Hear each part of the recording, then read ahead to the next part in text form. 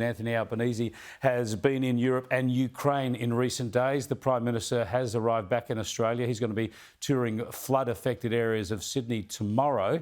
But while he was in Ukraine, he went to Kyiv. He met with the Ukrainian President Volodymyr Zelensky. He's given additional Australian military aid to the Ukrainian cause as they try and beat back Russia out of their country. I want to give you a very human perspective on all of this now, because someone we've spoken to in New York about this issue, in Ukraine about this issue just a couple of weeks ago, has arrived back in Sydney. His name is Pete Shmigel. He joins me on the desk. Pete, welcome back to Australia. Thank you. It's very good to be home. Now, you're an American-Australian Ukrainian. Complicated. You felt you needed to get back to Ukraine, even in the midst of this war, to see what was going on and help out. Tell us what it was like on the ground. Yeah, I think it's important to bear witness. This is the most significant war in Europe since World War II. I visited combat zones north of Kyiv, around Kharkiv, and in the south near Kherson and Mykolaiv. And what you see is a strategy by Russia that isn't just about fighting Ukraine or Ukrainians and consistently bombarding them and destroying their medical facilities and their schools. Ukraine is a proxy for the West in this, and we do need to call things by their real names. What I saw in Ukraine, interestingly, was a war on us. This is a war that's about defeating our way of life, the values that we believe in, the freedoms that we hold dear, the sovereignty of our countries. And it's inspiring to see those plucky little Ukrainians bravely standing up to what was once considered the second biggest army in the world. This is what the Western world seems to understand. This is the message you got out of that NATO summit, with NATO partner countries like Australia chiming in. This is about defending the autonomy of sovereign states, defending democracy, drawing the line at Ukraine. How hard is it as a Ukrainian, though, to realise that they all draw the line at the border with Ukraine? They'll send aid and support, but not step a foot over. Yeah, it's interesting that, that 10 kilometers can be the difference between one form of defense and another form of defense. It's an arbitrary border in some respects when we're talking about a war on the West, essentially. But look, Ukrainians are extraordinarily resilient, I saw, and ingenious.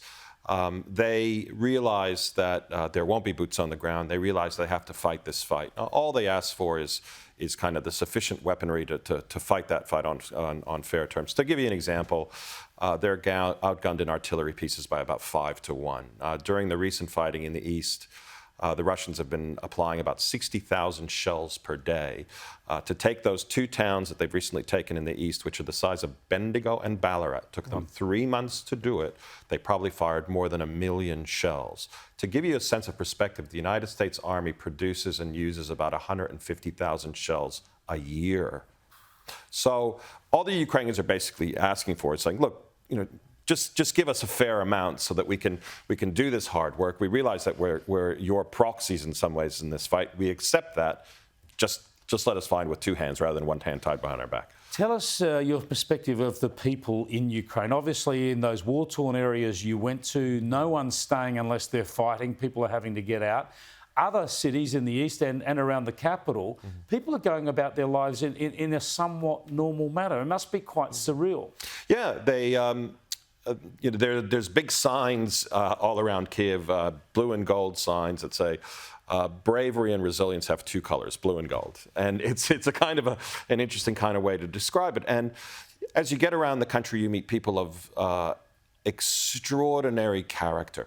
We used to talk about the greatest generation. And I think what's happening in Ukraine is we're seeing the new greatest generation. I met a young lady named Katerina, for example. She has lost 2 boyfriends during the war.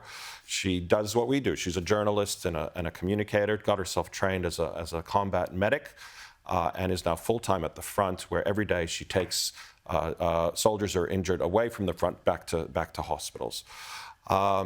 Beautiful young woman, highly intelligent, 25 years old. She could leave. And so after doing an interview with her, I said to her, Katerina, you're heroic in my views. And she stopped me right away and she says, I hate that word and I hate that description. I was like, why, Katerina? And she says, because I'm just pulling my weight like hundreds of thousands of others around here.